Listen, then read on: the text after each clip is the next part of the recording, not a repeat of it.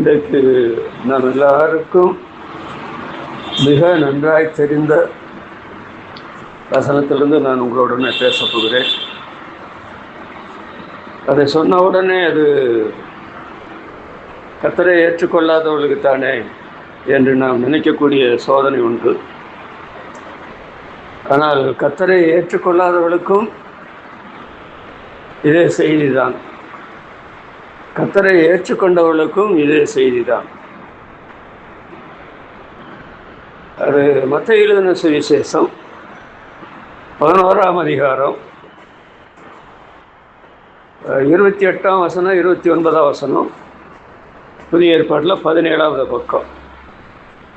வருத்தப்பட்டு பாரம் சுமக்கிறவர்களே, நீங்கள் எல்லாரும் என்னிடத்தில் வாருங்கள், நான் உங்களுக்கு இளைப்பாறுதல் தருவேன்.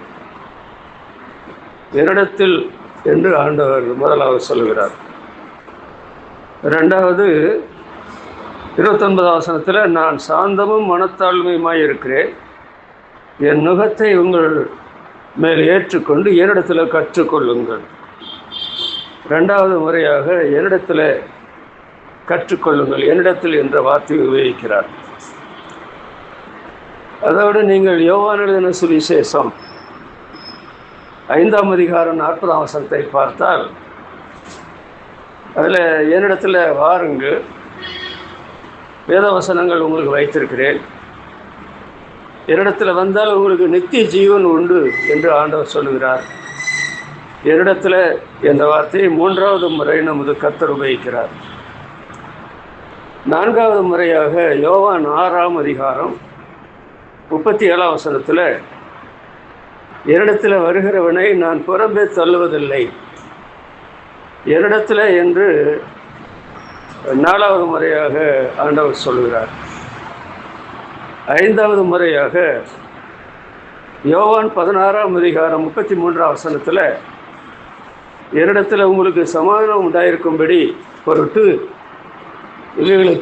இவைகளை உங்களுக்கு சொன்னேன் என்று ஆண்டவர் சொல்லுகிறார். அப்போ இந்த 5 இடங்களிலே நீங்கள் பார்க்கும்போது ஆண்டவர் என்னிடத்தில்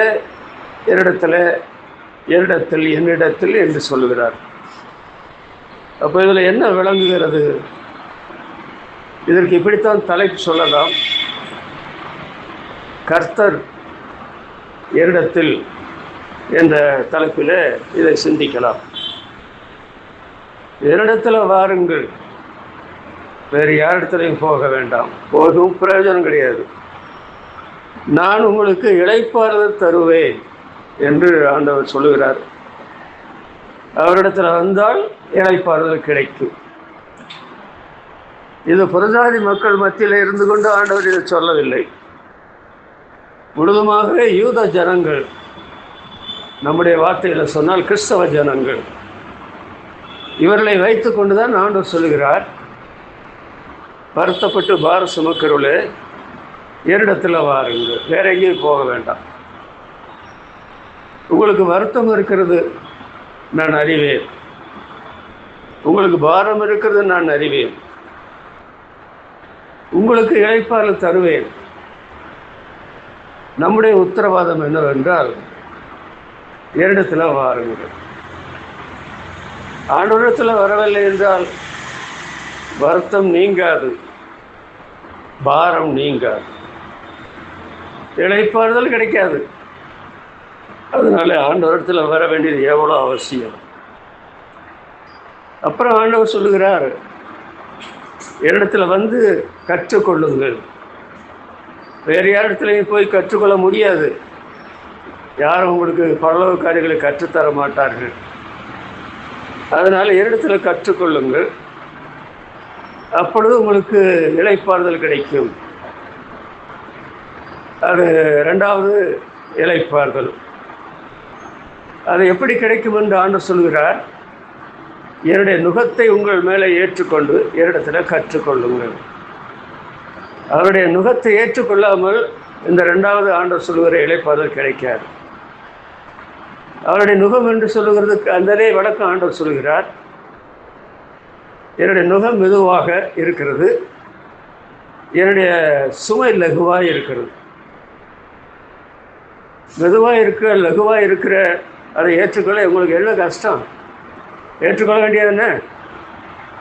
அதனால் 2வது இளைப்பாறுதலை பற்றி பேசுகிறார். 3வது, வேத வாக்கியங்களை ஆராய்ந்து பாருங்கள், அவைகளால் உங்களுக்கு நித்திய ஜீவன் உண்டு என்று எண்ணுகிறீர்களே, என்னை குறித்து சாட்சி கொடுக்கிறவர்களும் அவைகளே. மோசே முதலான சகல தீர்க்கதரிசிகளும் பழைய ஏற்பாட்டில் நம்முடைய ஆண்டவராக இயேசு கிறிஸ்துவை பற்றித்தான் எழுதியிருக்கிறார்கள். அந்த பைபிளை வாசித்து தியானித்து ஆராய்ச்சி செய்து ஏற்றுக்கொண்டால் ஜீவன் கிடைக்கும் என்று சொல்லுகிறார். நாம் என்ன வாசிக்கிறோம்? நிருபத்தில் தேவன் நமக்கு நித்திய ஜீவனை தந்திருக்கிறார். அந்த ஜீவன் அவருடைய குமாரனில் இருக்கிறது என்பதே அந்த சாட்சியம். குமாரனை உடையவன் ஜீவனை உடையவன். தேவகுமாரன் இல்லாதவன் ஜீவன் இல்லாதவன். ஆண்டவரிடத்தில் வராமல் எப்படி ஜீவன் கிடைக்கும்? நாம் எல்லாரும் அக்கிரமத்தில் பாவத்தில் மறிச்சவங்களாச்சு. ஆண்டவர் நமக்காகத்தானே உயிர் கொடுத்தார். நமக்கு உயிர் இல்லாத நிலைமையில். அதனால் இடத்துல வாருங்கள். வேறு இடத்துலையும் போனால் நித்திய ஜீவன் கிடைக்காது, பரிபூரண ஜீவன் கிடைக்காது என்று ஆண்டவர் அடுத்து சொல்கிறார். என்னிடத்தில் வருகிறவனை நான் புறமே தள்ளுவதில்லை. அப்படி என்று சொன்னால் என்ன அர்த்தம்? அவரிடத்தில் வந்தால் அவர் பாசத்தோடு நேசத்தோடு உங்களை ஏற்றுக்கொள்வார். என்னிடத்தில் வாருங்கள் என்று சொல்லுகிறவர் புறம்பே தள்ளுவதில்லை என்று சொன்னால் என்ன அர்த்தம்? என்றைக்கு நீங்கள் ஆண்டவரிடத்தில் வர்றீங்களோ அன்றையிலிருந்து சாகிற வரைக்கும் அவர் உங்களை விட்டு நீங்கிறதில்லை, அவர் உங்களை கைவிடுவதும் இல்லை. நான் உங்களுக்கு நிரந்தரமான பாதுகாப்பை தருகிறேன், பாதுகாப்பற்ற உலகத்தில். அதனால் இடத்துல வருகிறோடே நான் புறமே தள்ளுவதில்லை. அடுத்த ஆண்டவர் என்ன சொல்கிறார்? என்னிடத்தில் வந்தால் என்னிடத்தில் உங்களுக்கு சமாதானம் உண்டாயிருக்கும்படி இவளை உங்களுக்கு சொன்னேன். உலகத்தில் உங்களுக்கு உபத்திரவங்கள் உண்டு. கிறிஸ்தவ வாழ்க்கை சொகுசான வாழ்க்கை அல்ல, மலர்ப்படுக்கையான வாழ்க்கையும் அல்ல. உங்களுக்கு உபத்திரவங்கள் உண்டு, தொடர்ந்துகொள்ளுங்கள், நான் உலகத்தை ஜெயித்தேன். அப்போ அவரிடத்தில் வந்தால் என்ன கிடைக்கும்? சமாதானம் கிடைக்கும். 1ஆம் நூற்றாண்டில் 3000 5000 பேர் சபையில் சேர்ந்தார்களே, சபைகள் சமாதானம் பெற்று என்று சொல்லி ஒருத்தனுக்காவது சமாதானம் இல்லாமல் இருந்திருக்குமா? ஒரு விசுவாசிக்காவது? சமாதானம் என்று சொல்வது துன்மார்களுக்கு சமாதானம் இல்லை. உன்னுடைய தாய் இவ்வளவு மோசமான பாவம் செய்கிறாளே, அவளுக்கு ஏது சமாதானம் என்று பைபிளில் சொல்லப்பட்டிருக்கிறது. சமாதானத்து ஸ்தானாபதிகள் சமாதானத்தை உண்டாக்குறதற்காக அரசியலில் நியமிக்கப்பட்ட சம்பளம் கொடுத்து வைத்திருக்கிறார்கள். அவர்களுக்கு அந்த ஸ்தானாபதிகள் மனங்கசந்து அழுகிறார்கள். ஏன்? சமாதானத்துக்காக நாங்கள் உழைக்கிறோம், சம்பளம் வாங்குகிறோம், சமாதானத்தை எங்களால் உண்டாக்க முடியலையே என்று அவங்க அழுகிறதாக சொல்லப்பட்டது. அதனால் இந்த உலகத்தில் பிறந்து வாழுகிற எந்த ஒரு மனுஷியும், ஆணும் பெண்ணும் பெரியவர்களும் சின்னவர்களும், ஆண்டவருடைய பாசத்தினுடைய அழைப்பு என்னிடத்தில் வாருங்கள். யார் இப்படி சொல்லுவா என்னிடத்தில் வாருங்கள் என்று சொல்லி? அவர் தேவனுடைய குமாரன் ஆயிற்றே, 1000 10,000 தேவதூதருடைய அதிகாரி ஆயிற்றே, இந்த உலகத்தில் காணப்படுகிற எல்லா உயிரினங்களுக்கும் சொந்தக்காரர் ஆயிற்றே, பரிசுத்தத்தில் பயங்கரமானவர் ஆயிற்றே. ஆனால் நம்மை பார்த்து என்னிடத்தில் வாருங்கள், இளைப்பாறுதல் தருவேன், என்னிடத்தில் வாருங்கள், இளைப்பாறுதல் தருவேன், என்னிடத்தில் வாருங்கள், உங்களுக்கு நித்திய ஜீவன் தருவேன், என்னிடத்தில் வாருங்கள், நிரந்தரமான பாதுகாப்பு தருவேன், நான் சேனைகளின் கர்த்தரானவர், உங்களுக்கு அடைக்கலம் தருவேன். அதோடு என்னிடத்தில் சமாதானம் உங்களுக்கு உண்டு. நதியை போன்ற சமாதானம், எல்லா புத்திக்கும் மேலான தேவ சமாதானம். உங்களுடைய பிள்ளைகளுடைய சமாதானம் கூட பெரிதாக இருக்கக்கூடிய நிலைமையில் ஆசீர்வதிப்பேன். வாருங்கள் வாருங்கள் வாருங்கள் என்று ஆண்டவர் அழைக்கும்போது, நான் வரமாட்டேன்னு சொன்னால் என்ன நீங்கள் ஆண்டவருக்கே எதிர் பேசுகிறீங்களா? இவரிடத்தில் வராமல் இருந்து கொண்டு இளைப்பாறுதல் கிடைக்கும், நித்திய ஜீவன் கிடைக்கும், பாதுகாப்பு கிடைக்கும், சமாதானம் கிடைக்கும் என்று நீங்கள் நினைக்கலாமா? ஒருபோதும் அப்படி நினைக்க முடியாது. அதனால் ஆண்டவர் அழைக்கிறார். யாரையும் அவர் கண்டிப்படுத்துவதில்லை. இதோ வாசல் படிந்து தட்டுகிறேன், ஒருவன் என் சத்தத்தை கேட்டு கதவை திறந்தால் நான் வருவேன். திரளான ஜனங்கள் வருகிறார்கள் அவரை பின் சென்று, யாராவது ஒருவன் என்னை பின்பற்றி வர விரும்பினால் என்று மனுஷனை மதிக்கிற தெய்வம். யாரையும் வலுக்கட்டாயம் பண்ண மாட்டார். ஆனால் அவர் பாசத்தோடு அழைக்கும்போது, கோழி தன் குஞ்சுகளை தன் சட்டையின் கீழே சேர்த்துக்கொள்ள வண்ணமாக எத்தனை தரம் சேர்த்துக்கொள்ள மனதாக இருந்தேன்.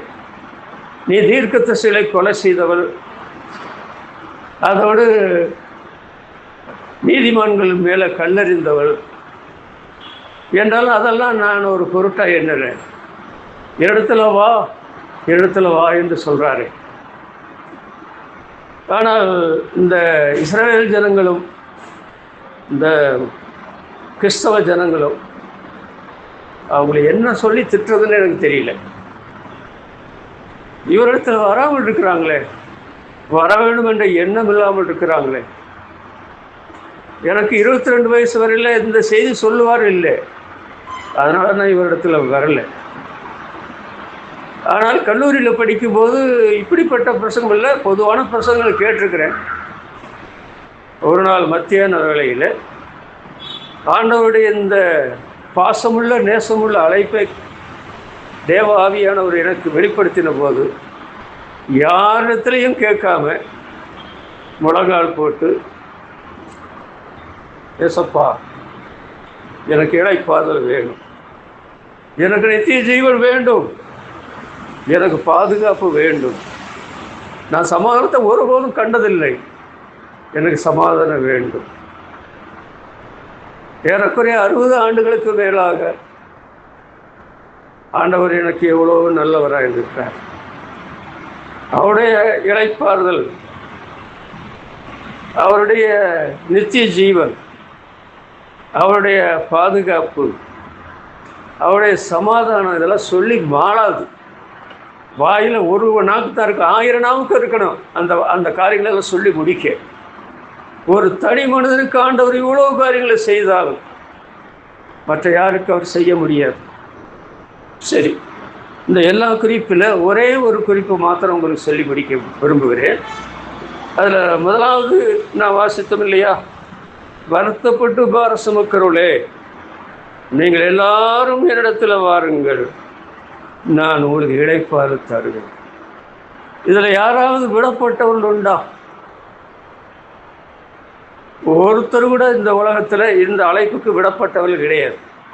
அவ்வளவு ஆண்டவர் பாசத்தோடு எல்லாரும் வாருங்கள், எல்லாரும் வாருங்கள் அப்படின்னு சொல்ற. நமக்கு வருத்தம் உண்டு, பாரம் உண்டு. அது தொடர்ந்து இல்லாமல் இருக்கிறத போல இருக்கலாம். ஆனால் ஒரு நாளிலோ சில நாளிலோ சில மாதங்களிலோ சொல்லி முடியாத வருத்தம், அந்த பாரத்தை தாங்க முடியாத பாரம். இந்த வருத்தத்தை யார் நீக்குவார்? இந்த பாரத்தை என்னை விட்டு அகற்றுவார் யார்? நிர்பந்தமான மனுஷனாக இருக்கிறேனே, அப்படி கதறக்கூடிய ஆண்களும் பெண்களும் உலகத்தில் உண்டு. அவர்கள் இப்பொழுது விசுவாசிகளாக இருக்கிறார்கள்.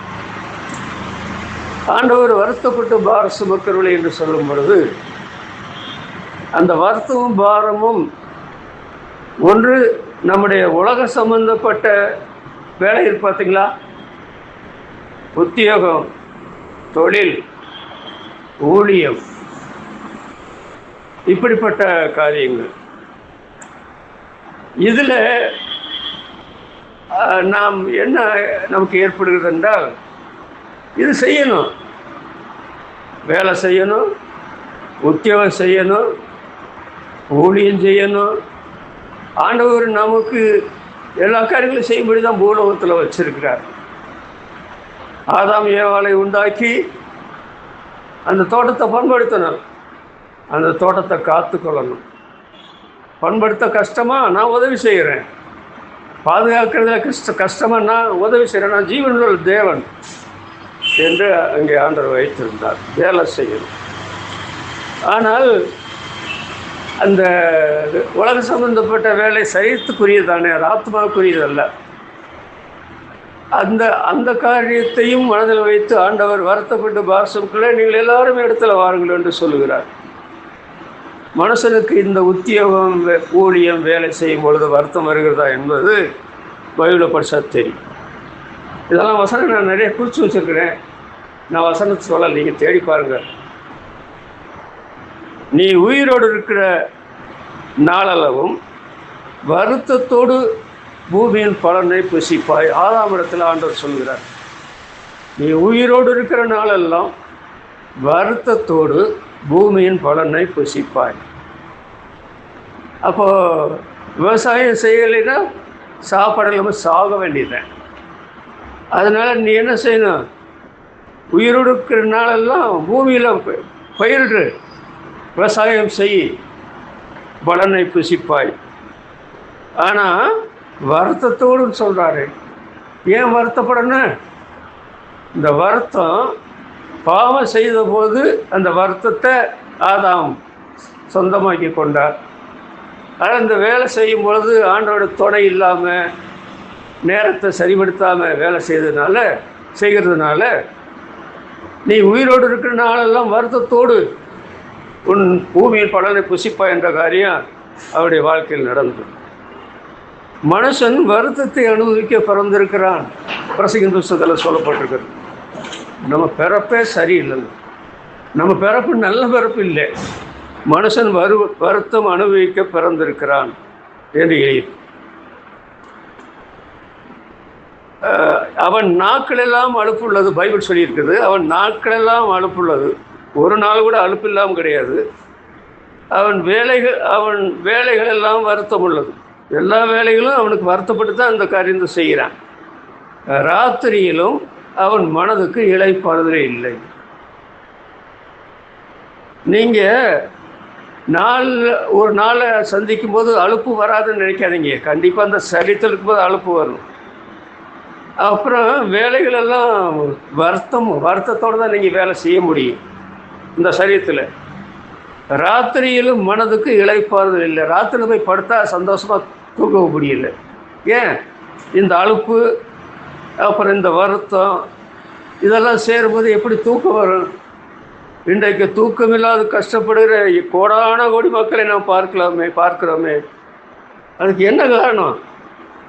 127 சங்கீதம் 2ஆம் வசனத்தில், நீங்கள் அதிகாலையிலே எழுந்து நேரப்பட வேளையில் தரித்து வருத்தத்தின் அப்பத்தை சாப்பிடுவது விருதா. அதிகாலையில் எழுந்திருக்கிறாங்களாம், நேரப்பட வேலையில் தரித்திருக்கிறாங்களாம். வருத்தத்தின் அப்பத்தை, சந்தோஷத்தின் அப்பத்தை சாப்பிட வேண்டியதுதானே. வருத்தத்தின் அப்பத்தை சாப்பிடுறது விருதா என்று சொல்லப்பட்டிருக்கு. மார்த்தாள் பற்பல வேலைகள் செய்கிறதில்ல, வருத்தம் அடைந்து. ஏமா, வேலை செய்தால் அளவோட வேலை செய்ய, அளவுக்கு மிஞ்சினா அமிர்தமும் நஞ்சு. எந்த விஷயத்திலும் ஆண்டவர் வந்திருக்கிறார், வேறு கொஞ்சம் சீசனில் வந்திருக்கிறாங்க. அந்த வீட்டில் மொத்தமே 3 பேர் தான். பற்பல வேலைகளை செய்கிறாங்க, சந்தோஷமாக இருக்க வேண்டியதுன்னு வருத்தமடைந்து என்று எழுதி. இது உலக சம்பந்தப்பட்ட வேலை செய்கிற காரியத்தில். யாத்திரா புஸ்தகத்தில் எழுதப்பட்டிருக்கிறது, மோசையுடைய மாமா அங்கே வந்து சேர்ந்தார். அது தேவ ஒழுங்கின்படி. நீர் செய்கிற காரியம் நல்லதல்ல. நீர் அங்கே சிம்மாசனத்தில் உட்கார்ந்துருக்கிறீர்.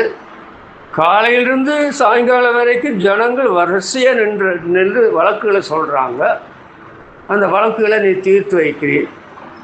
உம்முடைய பார்வையில் என்னமோ நியாயம் போல தெரியுது, ஆனால் இதை தொடர்ந்து செய்ய முடியாது. நீரும் அதே சமயத்தில் உங்களுடைய இந்த இஸ்ரவேல் ஜனங்களும், அதாவது திரள் கூட்டமான ஜனங்களும் தொய்ந்து போவீர்கள். ஒரு ட்ரம் அடிக்கிறது தொய்ந்து போனால் அது ட்ரம் இல்லை. அதனால் வாழ்க்கை தொய்ந்து போகிற நிலைமை இருக்கக்கூடாது. அவர் மோசே ஆண்டவரோடு ஒப்பிட்டு பேசப்பட்டவர் தான். விவரம் அறியாமல் காலையிலேருந்து ராத்திரி வரைக்கும் பஞ்சாயத்து பண்ணிக்கிட்டு இருக்கிறாரு. மாமா சொன்னதை கேட்டார். அதனால் என்ன நடந்தது? அப்புறம் அவர் என்ன சொல்கிறார் தெரியுமா? உங்கள் வழக்குகளை நான் ஒருவனாக எப்படி தாங்குவேன்னு சொல்லி அப்புறம் சொல்கிறார். அப்போ நீங்கள் இல்லைன்னா உங்கள் குடும்பம் நடக்காதுன்னு நினைக்காதீங்க. நீங்கள் இல்லைன்னு சொன்னால் இந்த சபை நடக்காதுன்னு நினைக்காதீங்க. ஆண்டவர் உங்களை ஏதோ ஒரு நோக்கத்தோட வச்சிருக்கிறார். குடும்பத்தில், சபையில் ஏதோ ஒரு நோக்கத்தோட வச்சிருக்கிறார். அதனால் செய்ய வேண்டிய காரியத்தை நீங்கள் செய்யுங்க. ஆண்டவர் கட்டளையிடாத காரியத்தை ஒன்றும் நீங்கள் செய்ய வேண்டாம். வேலை, உத்தியோகம், தொழில், ஊழியம் இவைகளில் செய்கிற காரியத்தில் இதை செய்யணும். இதை செய்யாமல் இருக்கலாமா? இதை கண்டிப்பாக செய்யணும். இதை யார் ஒழுங்காக செய்வாங்கன்னு சொன்னால் விசுவாசிகளான தேவனுடைய பிள்ளைகள் தான் ஒழுங்காக செய்வாங்க. ஆனால் இந்த மோசே இஸ்ரவேல் ஜனங்களை வழிநடத்திட்டு போகிற அவருக்கு அந்த விஷயம் புரியலை இல்லையா? அவங்க மாமனார் சொன்ன உடனே அதை கேட்டதுனால அவங்களுடைய பிரயாணம் தடைபடலை. யாரும் அதாவது தோய்ந்து போகலை. அப்புறம் 70 பேர் அவங்க சேர்ந்தாங்க. அப்படி பைபிள் எழுதி நம்முடைய ஆண்டவராகிய இயேசு கிறிஸ்து 12 பேரை கூட வச்சுருந்தார். ஏன் அவரை ஒருத்தரை ஊழியம் செய்ய முடியாதா? அதுவும் பார்த்தான்னு சொல்லி 70 பேரை நியமித்து 2 பேரை அனுப்புகிறாரு. அப்போ அவருக்கு தெரியும், நான் ஒருவனாக இதை செய்கிற தேவ சித்தம் இல்லை, இந்த 12 பேர் தேவை. அது பத்தாது, அப்புறம் ஒரு 70 பேர் தேவைன்னு சொல்லி அங்கே அனுப்பிவிடுறதாக வாசிக்கிறோம். இந்த மார்த்தாள் பாருங்கள், முதல்ல என் சௌகரிய அனுப்பிவிடாமல் அவள் பாட்டுக்குள்ள வசனத்தை கேட்டுக்கிட்டு இருக்கிறா. நான் இவ்வளோ வேலை செஞ்சுட்டு இருக்கிறேன்னு ஆண்டவர் மேலே கோவப்படுறா. ஆனால் அவள் விசுவாசியான பிற்பாடு என்ன பைபிளில் வாசிக்கிறோம் பார்த்தீங்களா? அதாவது ராவிருந்து ஆண்டவருக்கு அங்கே நடக்குது. மார்த்தாள் ஆண்டவருக்கு பணிவிடை செய்தார். என்ன பெரிய பாக்கியம்! ஆண்டவருக்கு பணிவிடை செய்கிற காரியம். எத்தனை மணி நேரம் வேணுமானாலும் நான் ஆண்டவருக்கு பணிவிடை செய்கிறேன். செய்ய முடியலைன்னு சொன்னால் பக்கத்துக்கு கூப்பிட்டு நீங்கள் எனக்கு உதவி செய்யுங்க அப்படின்னு சொல்லி எல்லாரையும் உற்சாகப்படுத்தி அந்த மாலும் வேலை செய்தாங்க. அதனால் வேலை செய்கிற காரியத்தில் ஒன்று இந்த வேலை, இந்த தொழில், இந்த உத்தியோகம், இந்த குடும்ப வாழ்க்கை, இந்த அறிவுத்திறமை எல்லாமே கர்த்தர் தந்தது. அதனால் இது அளவுக்கு மிஞ்சி போனால், ஆண்டவர் இதில் ஈடுபடவில்லை என்றால், அவருடைய ஒத்தாசை இல்லை என்றால், ஒரே விதமான வருத்தம், ஒரே விதமான பாரம். அதனால் இதெல்லாம் விட்டுடலாமா? விட முடியாது. நீங்கள் ஆண்டவரிடத்தில் ஆலோசனை கேட்கணும். அப்போஸ்தலனாகிய பவுல் என்ன சொல்கிறார்? என்னை பலப்படுத்துகிற கிறிஸ்துவினாலே எல்லாவற்றையும் செய்ய பலன் உண்டு. எல்லாவற்றையும் செய்ய. நான் 1967 வால்பாறைக்கு வந்தேன். கடினமான உழைப்பாடி, இரவுபகலாக உழைச்சிருக்கிறேன், இரவுபகலாக சுமந்திருக்கிறேன். ஆனால் அது என்ன ஒன்றும் பண்ணலை. என்ன காரணம்? ஆண்டவர் என்னோடு இருந்ததுனால தான், அவருடைய தயவை தேடினதுனால தான். மற்ற எந்த ஊழியக்காரனும் எந்த சபையின் மக்களும் செய்ய முடியாத காரியத்தை நம்ம வால்பாறை சபையில் உள்ள மக்களை கொண்டு, என்னை கொண்டு ஆண்டவர் காரியங்களை சாதித்தார். அது பரல ஒரு நாளை வெளிப்படுத்தும். அப்போஸ்தலனாகிய பவுல் மறுபடியும் என்ன சொல்றார் பார்த்தீங்களா? அவர்கள் எல்லாரிலும் நான் அதிகமாய் பிரயாசப்பட்டேன். ஆயிரமான பேரோடு சேர்ந்து ஊழியம் செய்தவர் தான் பவுல் அப்போஸ்தலன். அவர்கள் எல்லாரிலும் நான் அதிகமாய் பிரயாசப்பட்டேன். என்னுடனே இருக்கிற தேவனுடைய கிருபையே அப்படி செய்தது. கிருபை என்பது இயேசுநாதரை குறிக்கும். அவர் அவர் கூட இருந்ததுனால பவுல் அப்போஸ்தலன் வாலிபராயத்தில் தான் ரட்சிக்கப்பட்டான். அதுக்கு வந்து பயங்கரமான தீவிரவாதி. அப்போ பாதி வாழ்க்கை ஒன்றுமெல்லாம் போச்சு. அப்புறம் பாதி வாழ்க்கை வயசான காலம் வரைக்கும் அவர் இருந்தார். அவர் என்ன சொல்கிறார், என்னோடு இருக்கிற தேவ கிருபையே அப்படி செய்தது. கர்த்தருக்குள்ளே பிரயாசப்படுகிற, மிகவும் பிரயாசப்படுகிற பெர்சியால் என்று பைபிளில் சொல்லப்படு. கர்த்தருக்குள்ளே மிகவும் பிரயாசப்படுகிற பெர்சியால், நீ இலைப்படையாமல் பிரயாசப்பட்டாய் என்று எபேசுவை பற்றி சொல்கிறார். இவங்களுக்கெல்லாம் அது பாரமாகவோ அல்லது அது வந்து என்ன சொல்கிறது வருத்தமாகவே இல்லை. சில சமயத்தில் சில நாள் எந்திரிச்ச உடனே இன்னைக்கு இந்த காரியங்களை எப்படி செய்கிறது, இவ்வளவு காரியங்கள் இருக்குது, ஒரே வருத்தம், ஒரே பாரம். ஒருவேளை இந்த வருத்தம் பாரம் அதிகமான போயிட்டா அங்கே போய் ஒரு வேலையும் செய்ய முடியாது. அதனால் நாம் செய்யும் அதிகப்படியான வேலையால் வருத்தம் அனுபவிக்கிறோம். அது நமக்கு பாரமாகி விடுவதால் இளைப்பாறுதல் இல்லாதே போகிறது. அதனால் அவர் அதை தர விரும்புகிறார். இளைப்பாறுதல் கண்டிப்பாக வேணும். பெண்கள் தான் அதிகமான வேலை செய்கிறாங்க வீட்டில். நீங்கள் ஆண்டவரோடு எப்படி இருக்கிறீங்களோ அதை பொறுத்து தான் நீங்கள் வருத்தப்படாமல் இருப்பீங்க, பாரம் சுமக்காமல் இருப்பீங்க. நீங்கள் அதுக்கு ஆவிக்குரிய ஸ்திரியாக மாறணும். நீதிமொழிகள் 30ஆம் அதிகாரத்தில் சொல்லப்பட்டபடி புத்தியுள்ள ஸ்திரியாக, குணசாலியான ஸ்திரியை கண்டுபிடிக்கிறவன் யார்? அவ்வளோ வேலை செய்கிறாங்க, அவ்வளோ சந்தோஷமாக செய்கிறாங்க, யார்ட்டையும் குறை பேசாமல். அதனால் இந்த வருத்தங்கள் எல்லாம் ஆண்டவர் அறிந்துதான், ஏன் நீங்கள் சரி சம்பந்தப்பட்ட நிலைமையில் இந்த வருத்தம் அனுபவிக்கிறீங்க, சரி சம்பந்தப்பட்ட நிலைமையில் ஏன் இந்த பாரம் உடையவளாக இருக்கிறீங்க? அதனால நீங்கள் இடத்துல வாங்க. ஆண்களும் வாங்க, அதிகமாக பெண்களும் வாங்க. ஏன்னா உங்கள் மூலமாக தான் பாவமே உலகத்தில் வந்துச்சு. நீங்கள் பலவீனமானவன்னு சொல்லி பைபிளில் சொல்லி, நீங்கள் பரலோகத்தில் வரணும். ஆண்கள் என்ன, நீங்கள் உங்களுக்கு வேலை முக்கியமா? பிரியமானவனே, உன் ஆத்மா வாழ்கிறது போல நீ எல்லாவற்றையும் வாழ சுகமாறு. வேறும் தொழில் செய்த என்ன சாதிக்க போகிறீங்க? உங்களுக்கு வருத்தத்தை தான் உண்டாக்கும், தலையில் பாரத்தை தான் உண்டாக்கும். அதை ஆண்டவர்கிட்ட ஒப்பு கொடுங்க. ஜெபம் பண்ணி தொழிலை செய்யுங்க, ஜெபம் பண்ணி ஊழியத்தை செய்யுங்க, ஜெபம் பண்ணி உத்தியோகத்தை செய்யுங்க, ஜெபம் பண்ணி தொழிலை ஆரம்பிங்க, தொடருங்க. உங்களை போல தொழில் செய்கிற உலகத்தில் எவனும் இருக்க முடியாது. ஊழியம் செய்கிறவன் எவனும் இருக்க முடியாது, உத்தியோகம் செய்கிறவன் எவனும் இருக்க முடியாது. அப்படித்தான் சொல்ல வேண்டும். அதனால் ஆண்டவரிடத்தில் வராதவங்க உங்களுடைய நீங்கள் செய்கிற இந்த உலக சம்மந்தப்பட்ட, இதெல்லாம் உலக சம்மந்தப்பட்ட காரியம் தானே, இது பரலோகத்துக்கு வராது என்று. அது மாத்திரமல்ல, ஏன்னா புசிப்பு குடிப்பும் தேவனுடைய ரத்தத்தை சுதந்திரிக்காது, மாம்சம ரத்தமும் தேவனுடைய ரத்தத்தை சுதந்திரிக்காது. அதனால் இதை கொடுத்த, வாழ்வை கொடுத்த, தொழிற்திறமையை கொடுத்த, ஊழித்து கொடுத்த, உத்தியோகத்தை கொடுத்த ஆண்டவரை கனப்படுத்தும்படி அவருடைய இளைப்பாறுதலை கையேற்றி பெற்றுக்கொள்ளணும். ஆண்டவரே, எனக்கு உங்கள் இளைப்பாறுதல் தாங்க சொன்னீங்கல்ல, நான் அப்படி சொல்ல பெற்றுக்கொள்ளும்.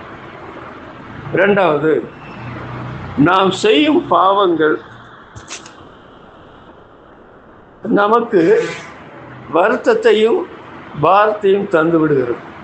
நாம் செய்கிற பாவங்கள், இதோ துர்க்குணத்தில் உருவானேன், என் தாய் என்னை பாவத்தில் கற்பந்தரித்தாள் அப்படி சொல்லி தாவீது சொல்றார். உன் ஆதி தகப்பன் பாவம் செய்தான் என்று இஸ்ரவேலரிடத்தில் ஆண்டவர் சொல்றார். அப்பன் பாவம் செஞ்சால் புள்ள தப்பாக பாவம் செய்யலாம். நம்முடைய முதல் தகப்பன் அவர் தான் அப்பா. அவர் நம்ம கொடுத்த சொத்து எதுன்னு கேட்டால் வேலையை கொடுத்தாரு. அவர் பாவம் செய்த பிற்பாடு தான் வேலையில் பலன் குறைஞ்சி போச்சுன்னு சொல்லி பைபிளில் வருது. ரெண்டாவது, அவர் நமக்கு பாவத்தையும் கொடுத்துட்டு போயிட்டார். அவர் பாவம் செய்து பாவியானார். நீங்களும் நானும் பாவம் செய்து பாவியாகிறதுல பாவத்தில் பிறக்கிறதுனால பாவம் செய்கிறோம், இப்படி சொல்லலாம். ஒரு பாம்பு குட்டி ஓடுது, அடிச்சுங்க. ஏன்? அது சின்ன குட்டி தானே, அதுக்குள்ள விஷமும் இருக்குது. அந்த விஷம் எங்கேருந்து வந்தது? அந்த தாயிடத்துலேருந்து அந்த குட்டிக்கு அந்த விஷம் வந்தது. அப்போ நம்ம பிறக்கும்போதே பாவத்தில் பிறந்திருக்கிறோம். அதனால தான் யோபின் புஸ்தகத்தில் வாசிக்கிறோம், மனுஷன் வருத்தத்தை அனுபவிக்க பிறந்திருக்கிறான். நம்முடைய பிறப்பே நல்ல பிறப்பு இல்லைங்க, வருத்தத்தை அனுபவிக்க பிறந்திருக்கிறான். நாம் பாவம் செய்தோம் என்று சொல்கிறதுக்கு வசனங்கள் நிறைய சொல்லணுமா? நம்முடைய மனசாட்சிக்கு தெரியாதா? உலக மக்கள் நம்மளை பற்றி சொல்லலையா? நம்முடைய பெற்றார் நம்ம பற்றி சொல்லலையா? நம்முடைய போதன்மார் நம்ம பற்றி சொல்லலையா? பாவம் செய்யாத மனுஷன் இல்லையே. சாலமோன் ராஜா சொல்றார், சாலமோன் பெரிய ஞானி, ஒரு பாவம் செய்யாமல் நன்மை செய்யத்தக்க நீதிமான் பூமியில இல்லை. நீங்களும் நானும் பாவம் செய்தோம் என்பதற்கு அந்த வசனங்கள் போதாதா? எல்லாரும் பாவம் செய்து தேவ மகிமையை இழந்து அப்படின்னு பைபிள். அப்போ நாம் பாவம் செய்ததுனால தேவனுடைய மகிமை இழந்துட்டோம். தேவனுடைய மகிமை இழந்துட்டோம். நமக்கு பரிசுத்த வாழ்க்கை செய்ய தெரியாது, நம்ம பாவிகளாக இருக்கோம். எங்கள் மேன்மையெல்லாம் ஒட்டுமொத்த இஸ்ரவேலரை பற்றி மோசே சொல்கிறார், எங்களுடைய மேன்மையெல்லாம் வருத்தமும் சஞ்சலமுமே. மேன்மைன்னு சொல்கிறது வருத்தமா, அது சஞ்சலமா? இந்த இஸ்ரவேல் ஜனங்கள் இருக்காங்களே, நீங்கள் முழு பைபிளை படிச்சு பாருங்க. ஒன்றா நம்பர் முட்டாள் ஜனங்கள், ஒன்றா நம்பர் என்ன சொல்கிறது, மனங்கள் கழுத்துள்ள ஜனங்கள். தேவ காரியத்துக்கு நேர எதிரடியாக செயல்படுவாங்க. விக்கிரகம் செய்யாத செய்வோம், மனம் திரும்ப மாட்டோம், கேளு கேட்க மாட்டோம். எரேமியா பற்றி இந்த மக்களை பற்றி என்ன சொல்கிறது? அதனால் அவங்களுக்கு எப்படி, அவங்க மேன்மையாக இருந்தால் கூட, சம்பாதிச்சா கூட, பணக்காரராக இருந்தால் கூட, உலகத்தில் பட்டம் பதவி பெற்றால் கூட, அவங்களுடைய மேன்மையானது வருத்தமும் சஞ்சலமும் என்று சொல்லப்பட்டிருக்குது. அநியாயத்தை செய்கிறவன் வருத்தத்தை அனுபவிப்பான். அநியாயத்தை செய்கிறவன் வருத்தத்தை தான் அனுபவிக்க முடியும். ஒரு நாளை நீங்கள் யோசிச்சு பாருங்க. நீங்கள் அநியாயம் செய்யலை, சிந்தனையில் செயலில் அநியாயம். நியாயத்துக்கு எதிரானது அநியாயம், பரிசுத்தத்துக்கு எதிரானது பாவம். அதனால் அநியாயத்தை விதைக்கிறவன் வருத்தத்தை அனுபவிப்பான். ஒட்டுமொத்த இஸ்ரவேல் ஜனங்களை பற்றி வாசிக்கிறோம்.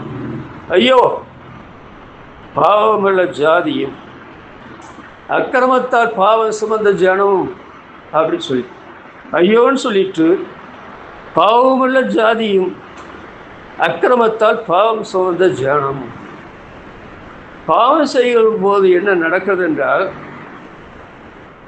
அதாவது ஐயோ தான் நமக்கு சாபத்தை அதை கொண்டு வரும். ஐயோ பாவம் உள்ள ஜாதி.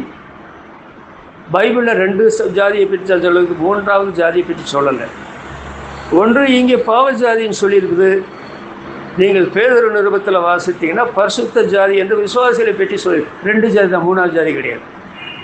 ஐயோ பாவம் உள்ள ஜாதி, அக்கிரமத்தால் பாவ சுமந்த ஜனம்.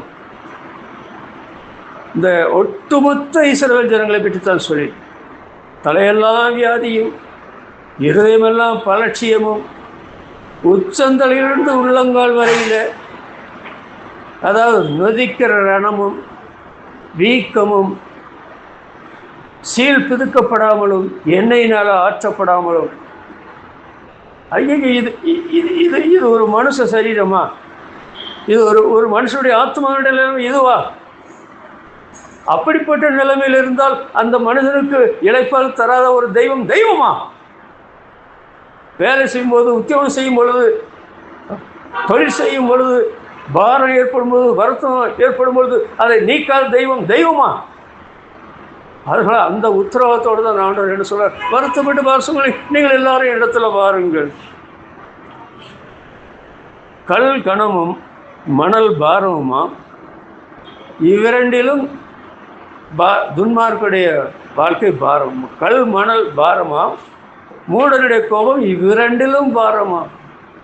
கல் மணல், ஏதோ ஒரு கொஞ்சம் கல்லை தூக்கலாம், கொஞ்சம் மணல் தூக்கலாம்.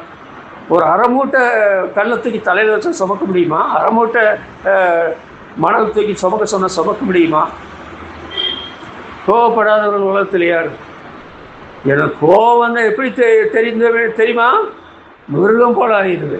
நல்ல வேலை, வேற மாதிரி ஆகலை. இல்லை, முற்கோபம். கோவப்படாத மனுஷனே இல்லை என்று சொல்ல அளவுக்கு உலகத்தில் சம்பவம் நடக்குது. அது விசுவாசிகளை விட்டுவிடவில்லையே. கோபத்தை நிகழ்ந்து உக்கரத்தை விட்டுவிடு. கோபம் கொண்டாலும் பாவம் செய்யாதவர்கள் வருது. அப்போ கோபம் பாவத்துக்கு வழி நடத்தும். அது ரெண்டு மணல் பாரத்தை விட அதிகமானது. தாவீது என்ன சொல்கிறார்? பெரிய ராஜா, இளைஞனாக இருந்த அவனை ராஜாவாக மாற்றினார். இளமையிலேயே அவர் ஆண்டவர் இயேசுவை ஏற்றுக்கொண்டவர் தான். சத்துருவை இளமையில் தோற்கடித்தவர் தான் கோலியாத்தை. ஆனால் அவர் என்ன சொல்கிறார்? என் அக்கிரமம் என் தலைக்கு மேலாக பெருகி அவைகள் பார சுமையைப் போல என்னால் தாங்கக்கூடாத பாரமாயிற்று.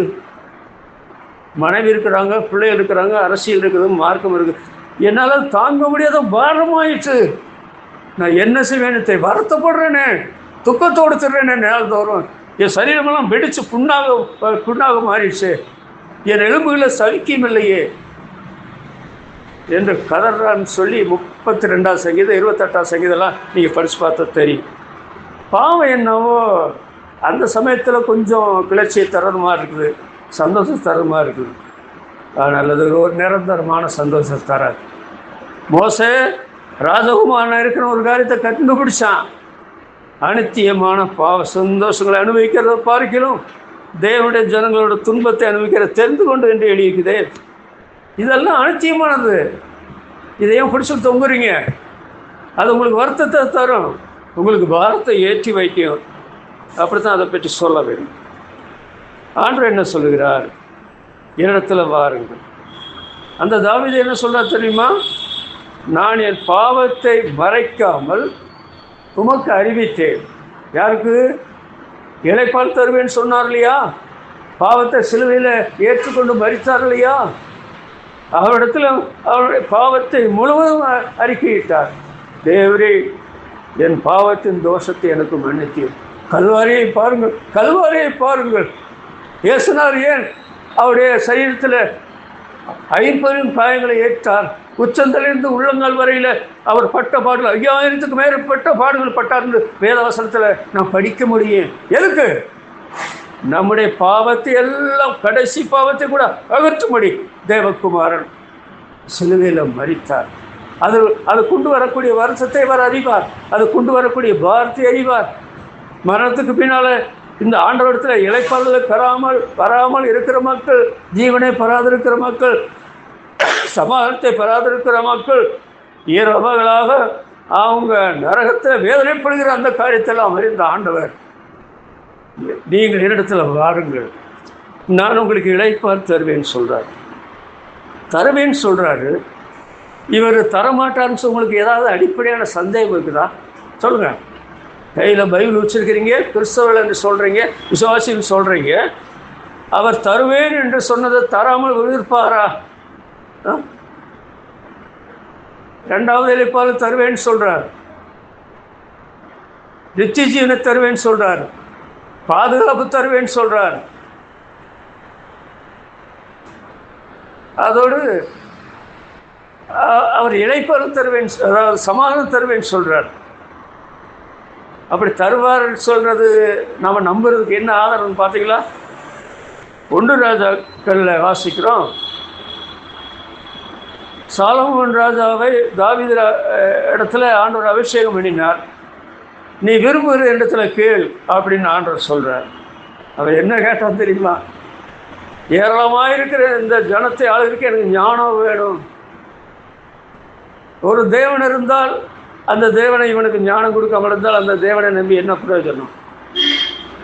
ஆண்டவர் என்ன சொல்லுகிறார்? நீ உன்னை கேட்ட அந்த ஞானத்தையும் தர்றேன், கடற்கரை மணலத்தினையான மனோகத்தியை தர்றேன், நீ கேளாத ஐஸ்வர்யத்தையும் அதே சமயத்தில் மகிமையை நான் உனக்கு தர்றேன் அப்படின்னு சொன்னார்.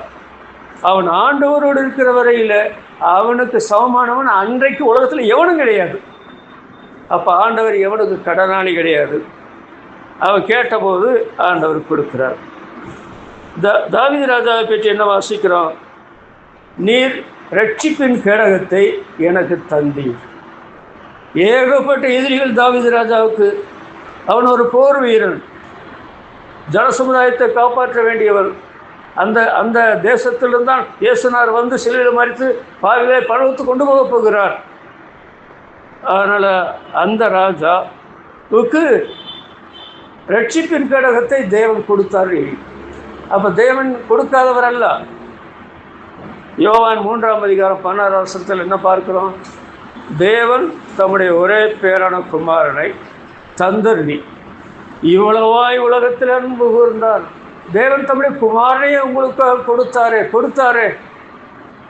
அப்போ அந்த கொடுக்கப்பட்ட தேவகுமாரன் தான் சொல்கிறார், நீங்கள் எல்லாரும் என்னிடத்தில் வாருங்கள், நான் உங்களுக்கு இளைப்பால் தருவேன்.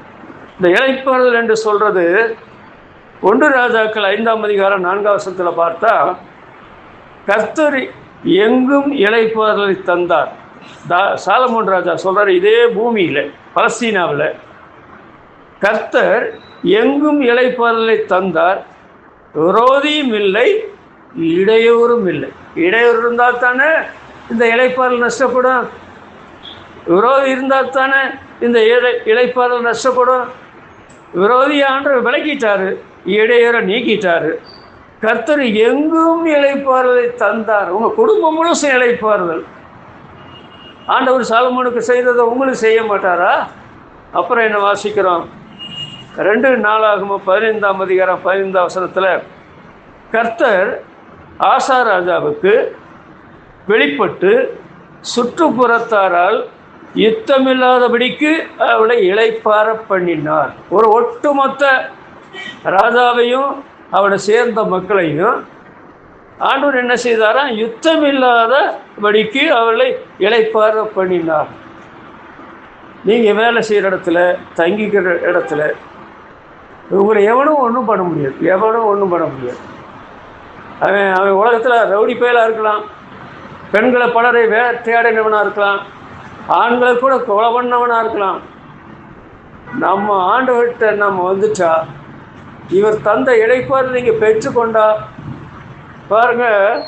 2 முறை ஆபிரகாமுடைய மனைவியாகி சாராளை அஞ்ஞான ராஜாக்கள் கடத்திட்டு போயிட்டாங்க. இனி அந்த பெண்ணை திருப்பி புருஷன் கொண்டு வர்றதுக்கு முடியுமா? அந்த சமயத்தில் அவருடைய கற்பை சூறையிட மாட்டானா அந்த ராஜாவும் மற்றவங்களும்? தொட முடியாது. உங்களை தொடுகிறான், அவருடைய கண்மணியை தொடுகிறான். நான் பிரசங்கத்தை முடிக்கிறேன். அதனால் வந்தவர்கள் பாக்கியவான்கள், அவரிடத்தில் வந்தவர்கள், அவர்களுக்கு என்றைக்கும் இளைப்பாறுதல், என்றைக்கும் நித்திய ஜீவன், என்றைக்கும் பாதுகாப்பு, என்றைக்கும் சமாதானம். இது நான் 22 வயசு வரை இது ஒன்றுமே இல்லாமல் இருந்தேன். ஆனால் இத்தனை ஆண்டு காலம் இவளெல்லாம் தந்த ஆண்டவருக்கு, ஆண்டவரை நான் விசலப்படுத்த நான் நாசமாக போவேன், நான் விளங்கவே மாட்டேன். அப்படி தான் சொல்லுவேன். நான் நாசமாக போக வேண்டாம், விளங்காமே போக வேண்டாம். இதுவரைக்கும் நான் அவருக்கு நன்றியாக இருந்திருக்கேன் இல்லையா? அவருக்காக வாழ்ந்திருக்கேன் இல்லையா? யாருடைய பணத்தை சார்ந்து கொள்ளாமல், யாருடைய பாசத்தை சார்ந்து கொள்ளாமல், எந்த மேலே உள்ள அதிகாரிகளுக்கு அந்த மாதிரி ஒத்து போகிற அந்த நிலைமை இல்லாதபடி எல்லாத்துக்கும் எல்லாமாக உண்மை கண்டேன்னே அப்படி சொல்லி இந்த ஊழியத்தை அப்படித்தான் செய்யணும். அதனால் வந்தால் சோத்திரம், வரலை என்றால் இன்றைக்கு அருமையான ஒரு தருணம் கர்த்தர் வாக்கியில் ஆசிரியருக்கு நாம் ஜெபம் பண்ணுவோம். அன்புள்ள பரமபிதாவே, இந்த கர்த்தருடைய நாளின் இரவு நேரத்தில் எங்களுடைய சகோதரர் பிலிப்போஸ் கனிக்கு தந்த இந்த இடத்துல ஆண்டவரே, இந்த இன்ஸ்டியூட் நடக்கிற சந்தர்ப்பத்தில் இங்கே ஒரு கூட்டத்தை நடத்த விரும்பினோம். இந்த கூட்டத்தை பொறுப்படுத்தி நடத்தினே சோத்திரம். நாங்கள் பாடின பாடல்கள், செய்த ஜெபம், வாசித்த வசனங்கள், கேட்ட பிரசங்கம், ஆண்டவரே இது எவ்வளவு அருமையானது, எவ்வளவு அவசியமானது. விசுவாசிகள் பாக்கியவான்கள், விசுவாசத்தில் வருகிறோம் பாக்கியவான்கள். கர்த்தாவே, நீர் தவிர உலகத்தில் யார் இளைப்பாறுதல் தர முடியும்? நீர் தவிர யார் எங்களை பாதுகாக்க முடியும்? நீர் தவிர யார் எங்களுக்கு நித்திய ஜீவனை தர முடியும்? நீர் தவிர யார் எங்களுக்கு சமாளத்தை தர முடியும்? ஆண்டவரே, உலக சம்பந்தப்பட்ட வேலை செய்வதற்கு எங்களுக்கு அறிவும் புத்தியும் தருவீர். பாவத்தை விட்டு விலகி ஜீவிக்கிறதுக்குள்ள அறிவும் புத்தியும் எங்களுக்கு தருவீர். இந்த உலகத்திலும் நாங்கள் சமாதானம் பெற்று ஆண்டவரே இந்த உலகத்தில் வாழலாம், இளைப்பாறுதலை பற்றி வாழலாம். அதோடு பரலோகத்தில் முடிவில்லாத காலங்கள், பரலோகத்தில் 6 முதல் கிறிஸ்து 2ஆம் வருகை பெரியன்னு உள்ள எல்லா பரிசுத்தவான்களும் நித்திய முழுசும் இருக்கிற அந்த இடத்துல நாங்கள் இளைப்பாறுதலுடையவர்களாகவே இருப்போம். அப்படிப்பட்ட காரியத்துக்கு நீங்கள் அழைச்சிட்டு நம்முடைய கல்வாரி சிலுவையின் மரணம் வீண் போகவில்லையே. ஆண்டவரே ஸ்தோத்திரம். வசனத்தை நீர் ஆசித்தபடினால் நன்றி சொல்கிறோம். இந்த இடத்தை முழுவதும் கருத்தில் ஒப்படைக்கிறோம். எங்களுடைய சகோதரர் ஆரம்பித்திருக்கிற இந்த நிறுவனம் முன்னேற்றமாக நடக்கத்தக்கதான கிருபைகளை நீ கட்டளிடும். அவருடைய குடும்பத்தின் நீர் ஆசிரியும். ஜபம் கேட்ட நிலைமை துதிக்கிறோம், சோத்தரிக்கிறோம். மேய்ப்பர் நாமத்தில் வேண்டுகிறோம் பிதாவே, ஆமென். என் ஆத்மாவே கர்த்தரை ஸ்தோத்திரி, என் முழு உள்ளமே இவருடைய பரிசுநாமத்தை ஸ்தோத்திரி. என் ஆத்மாவே கர்த்தரை ஸ்தோத்திரி, செய்த சகல உபகாரங்களையும் மறவாதே. ஆமென்.